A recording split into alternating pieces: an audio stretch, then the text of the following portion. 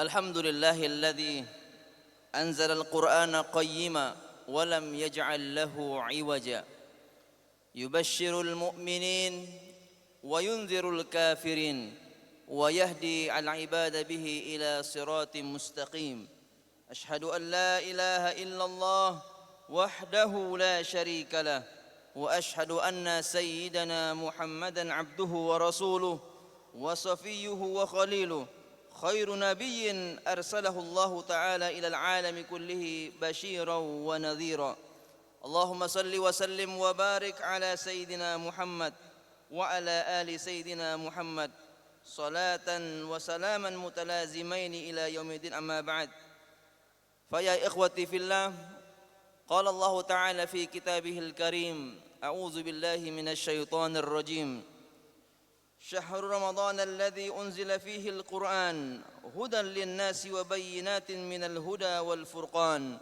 فمن شهد منكم الشهر فليصم ومن كان مريضا أو على سفر فعدة من أيام أخر يريد الله بكم اليسر ولا يريد بكم العسر ولتكملوا العدة ولتكبروا الله على ما هداكم ولعلكم تشكرون. Ma'asyiral muslimin rahimakumullah. Di antara sekian banyak peristiwa agung dalam sejarah umat manusia, tidak ada yang lebih mengubah peradaban selain turunnya Al-Quran. Dari malam yang sunyi di Gua Hira, cahaya wahyu memancar menerangi hati Rasulullah sallallahu alaihi wasallam, lalu menyinari dunia yang saat itu tenggelam dalam kegelapan jahiliyah. Nuzulul Quran bukan sekedar peristiwa turunnya kitab suci, tetapi awal kebangkitan umat, lahirnya peradaban dan terbukanya jalan hidayah bagi seluruh manusia hingga akhir zaman. Al-Quran turun di bulan Ramadan, bulan yang mulia, penuh dengan rahmat dan ampunan, sebagaimana sabda Allah Subhanahu wa taala dalam Al-Baqarah ayat 185. Syahrul Ramadan alladzi unzila fihi al-Quran. Bulan Ramadan adalah bulan yang di dalamnya diturunkan Al-Quran sebagai petunjuk bagi manusia dan penjelasan-penjelasan mengenai petunjuk serta pembeda antara yang hak dan batil. Di dalam kitab tafsir At-Tabari termaktub bahwa Al-Hasan ibnu Ali bin Abi Thalib radhiyallahu anhuma berkata, malam Al-Furqan yang terjadi pada hari bertemunya dua pasukan itu terjadi hari ke-17 bulan Ramadan. Menurut pendapat yang lain, nuzulul Quran terjadi pertama kali pada 21 Ramadan, sebagaimana yang tercantum dalam kitab Ar-Rahib Al-Makhtum karangan Syekh Safiyur Rahman Al-Mubarakfuri. Pendapat yang lain menyatakan bahwa nuzul Al-Quran pertama kali terjadi pada 24 Ramadan, sebagaimana termaktub dalam kitab Al-Bidayah wan Nihayah karya Imam Ibnu Katsir dan kitab Syekh An-Nawawi Al-Bantani dalam tafsirnya Marah Labid.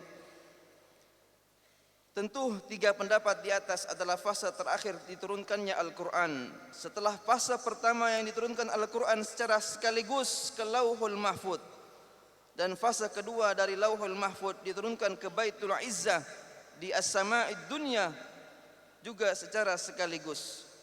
Setelah itu Jibril alaihi salam menurunkan Al-Quran kepada Rasulullah sallallahu alaihi wasallam secara bertahap selama 23 tahun sepanjang masa kenabian. Turunnya ayat-ayat ini sesuai dengan kebutuhan, kadang satu ayat, dua ayat, tiga ayat, bahkan satu surah utuh. Ma'asyiral muslimin rahimakumullah. Cara penurunan Al-Quran yang bertahap ini berbeda dengan kitab-kitab samawi sebelumnya. Ini mengandung hikmah ilahi yang luar biasa. Syekh Manna Al-Qattan dalam kitabnya Mabahis fi Ulumil Quran menjelaskan beberapa hikmah tersebut. Yang pertama, hikmah diturunkan Al-Quran bertahap untuk meneguhkan hati Rasulullah sallallahu alaihi wasallam. Rasulullah tidak mungkin menerima risalah yang agung ini sekaligus dan langsung mengajak kaumnya untuk menerimanya.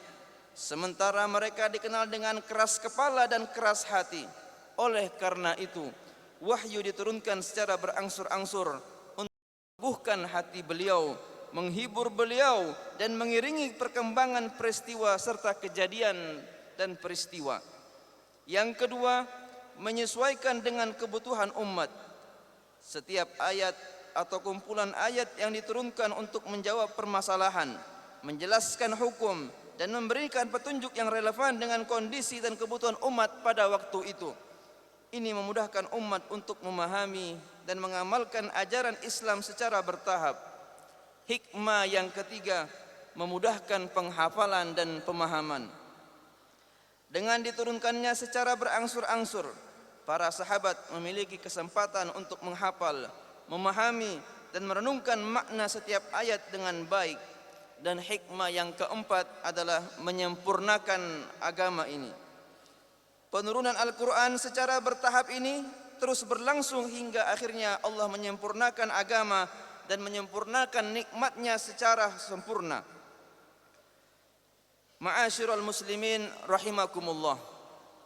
Adanya perbedaan pendapat tentang nuzulul Quran pertama kali terjadi adalah hal yang tidak terlalu substantif. Hal yang lebih substantif, esensial dan mendasar adalah bagaimana kita memfungsikan Al-Quran. Setidaknya ada dua cara bagaimana kita bisa memfungsikan Al-Quran, dan keduanya bagai dua mata uang yang tidak terpisahkan. Pertama, dari sisi kuantitatif, di mana Al-Quran kita baca dengan berharap mendapatkan pahala dan hitungan kelipatannya. Rasulullah sallallahu alaihi wasallam bersabda, qala Rasulullah sallallahu alaihi wasallam, man qara'a harfan min kitabillah falahu bihi hasanah wal hasanatu bi asyri amsalha la aqulu alif lam mim harfun walakin alifun harfun wa lamun harfun wa mimun harfun.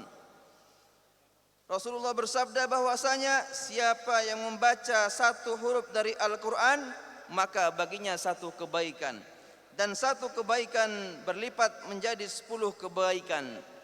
Aku tidak mengatakan bahwa alif lam mim itu satu huruf, namun alif itu satu huruf, lam satu huruf, dan mim satu huruf. Yang kedua, dari sisi kualitatif, di mana Al-Quran kita baca dan pelajari sesuai dengan fungsinya sebagai hudan, petunjuk, bayinat, penjelasan-penjelasan, dan furqan, pembeda antara yang hak dan batil, sebagaimana firman Allah Subhanahu wa taala dalam surat Al-Baqarah ayat 185. Ma'asyiral muslimin rahimakumullah. Mari kita amati analogis berikut. Bila kita hendak pergi ke negeri Cina dan kita buta sama sekali tentang negeri Cina, maka yang kita butuhkan adalah sebuah buku petunjuk atau peta tentang negeri Cina, agar dapat memandu kita agar kita tidak tersesat di negeri Cina. Dengan kesadaran seperti itu, kita pun membeli peta negeri Cina yang berbahasa Cina, namun malangnya kita tidak mengerti bahasa Cina.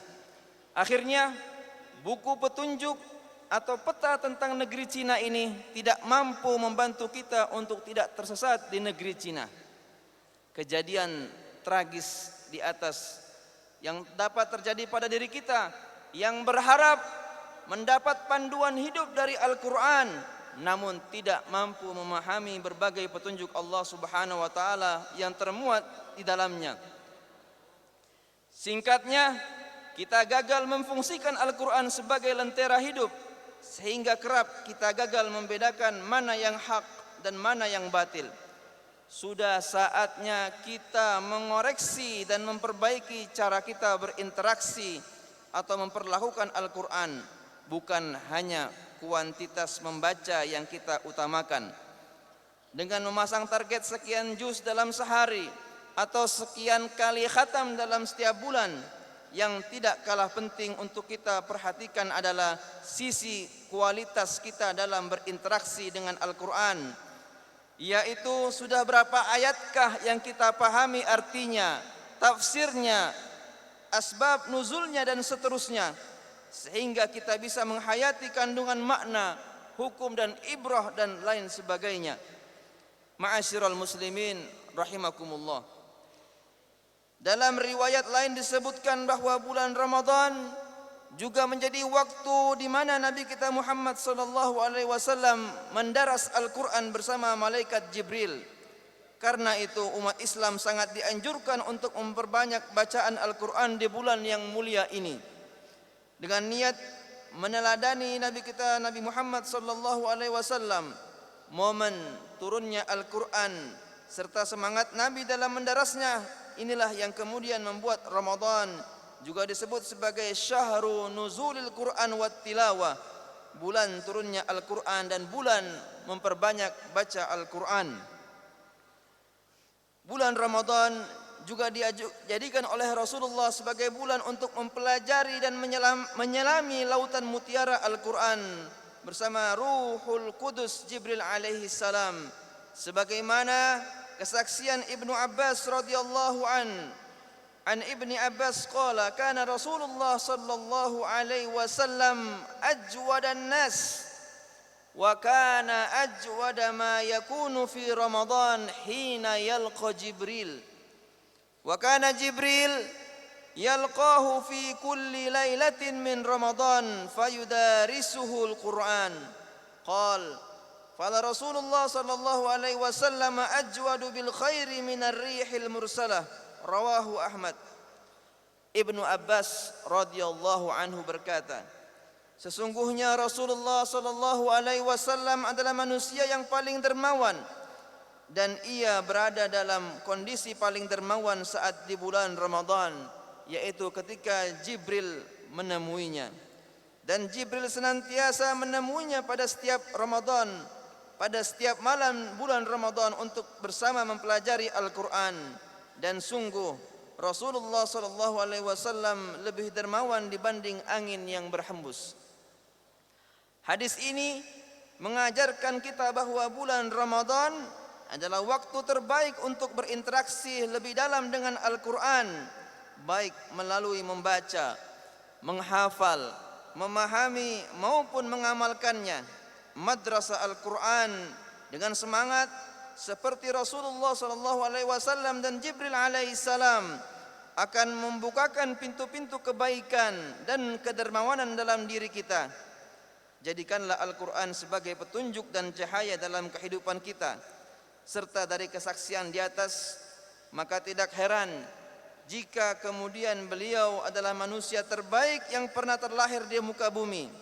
Juga tidak aneh saat Ummul Mukminin Aisyah radhiyallahu anha ditanya tentang bagaimana akhlak Nabi, dengan tegas beliau menjawab, kana khuluquhul Qur'an, bahwa akhlak Nabi sesuai dengan ajaran Al-Qur'an. Allah sendiri menuntut kita untuk berinteraksi dengan Al-Qur'an secara kualitatif, seperti yang termuat dalam firman-Nya surat As-Sad ayat 29. Kitabun anzalnahu ilaika mubarakun liyadabbaru ayatihi waliyatadzakkara ulul albab. Kitab Al-Qur'an yang kami turunkan kepadamu penuh berkah agar mereka menyelami ayat-ayatnya dan agar orang-orang yang berakal sehat mendapat pelajaran. Keberkahan adalah kebaikan yang sangat banyak dan senantiasa bertambah.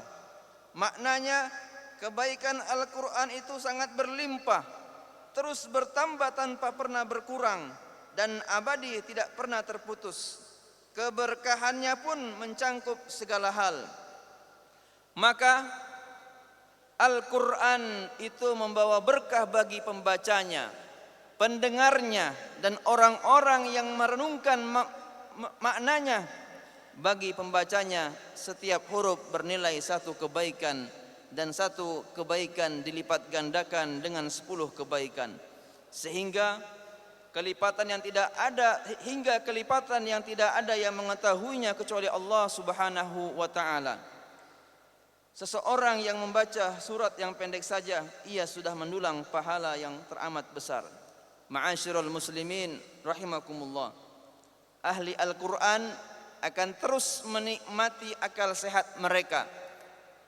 Meskipun usia mereka telah renta, mereka tidak akan tertimpa kepikunan dan sifat pelupa. Betapa banyak ahli qiraat dan imam-imam bacaan Al-Quran yang usianya telah melampaui 90 tahun, namun akal dan ingatan mereka tetap tajam bersama mereka. Salah seorang ulama pernah berkata, kana yuqal inna abqan nasi uqulan qurra'ul Qur'an. Inna abqan nasi uqulan qurra'ul Qur'an. Pernah dikatakan bahwa manusia yang paling awet akalnya adalah para pembaca Al-Quran.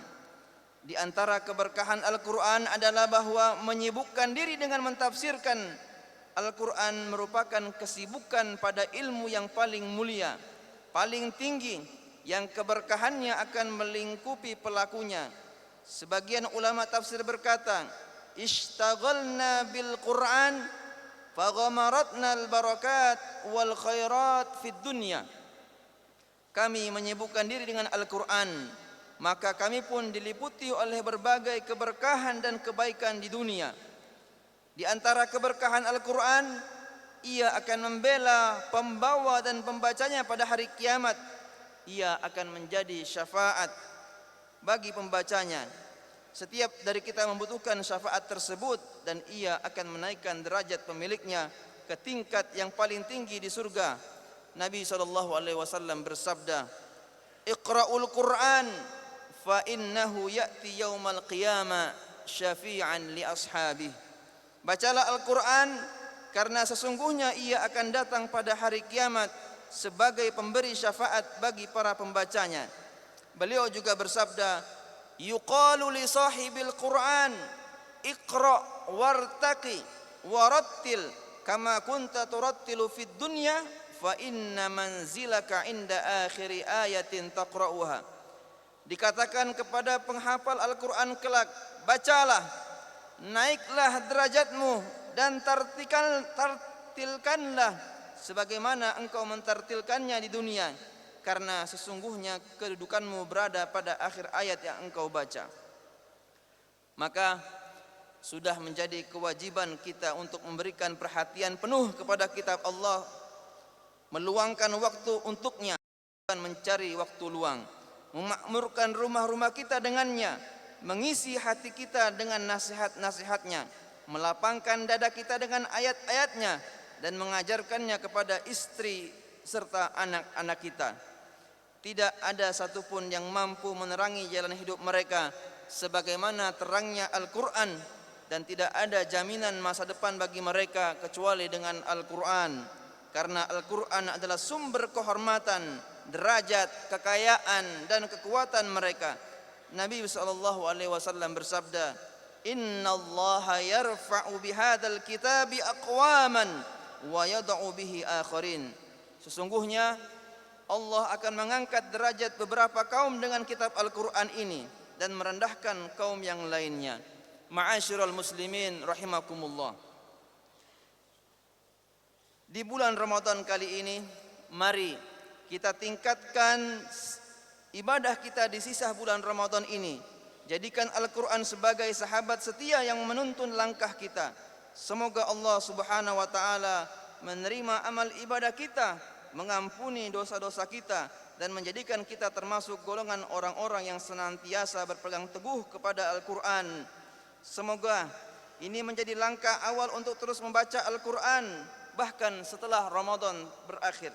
Dengan begitu, kita telah memanfaatkan bulan Ramadan sebaik mungkin untuk memperbaiki diri kita dan mempererat hubungan kita sebagai hamba Allah Subhanahu wa Ta'ala.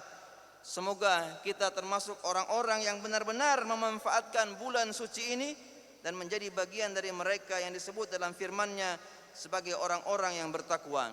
Di akhir, semoga kita semua yang hadir pada malam hari ini termasuk dalam golongan yang Rasulullah SAW bersabda, Inna lillahi ahlina minan nas. Suatu ketika Rasulullah berkumpul dengan para sahabatnya, dan beliau bersabda bahwasanya Allah memiliki orang-orang khusus di dunia. Maka para sahabat bertanya, qalu man hum ya Rasulullah? Siapa mereka ya Rasulullah? Maka Rasulullah menjawab, ahlul Qur'an hum ahlullahi wa khassatuhu. Maka Rasulullah bersabda bahwasanya ahlul Qur'an, orang yang membersamai Al-Qur'an, orang yang menghafal Al-Qur'an, membaca Al-Qur'an, merekalah orang-orang khusus, merekalah keluarga Allah di dunia ini.